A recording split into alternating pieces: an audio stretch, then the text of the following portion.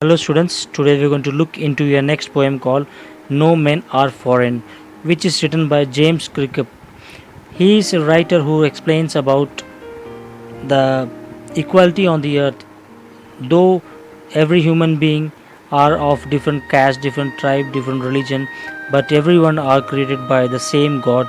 So he describes saying that everyone are same. He emphasizes the facts of every person's and he says that everyone are equal. All people who live on the earth belongs to one human race. The uniform worn by the soldier of different countries are different, but the humans are the same. That means everyone are human. All breathe under the same air. All the soldiers are our brothers. All the soldiers are our brothers, and no matter from whatever countries they belong, they refer to foreign, but they all are humans.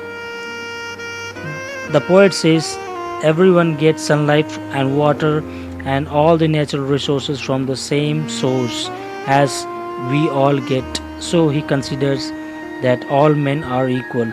All people of the farming doing and the manner we eat, the manner we have, the daily routine are the same. So he says that everyone are equal, no men are foreign. The poet says that even their hands are the same as we work, they also work. And so he gives this example to highlight the similarity between the people belonging to different place. The poet reminds the readers that God has given them eyes like ours and they sleep like us, they open their eyes. Similarly, he has given them strength with which we can work. One thing that is common in every country is like form of plants, animals and human beings, and we can recognize them and can realize they also live like us. The poet says that we should remember that whatever or whenever someone tells us to hate persons another country, that we should have a deprivative mind saying that they are also human beings. We should not consider anyone as an enemy. We should keep in mind whatever we do against other nation, it leads a lot of bloodshed. These dead bodies accumulate on the earth and give us sadness.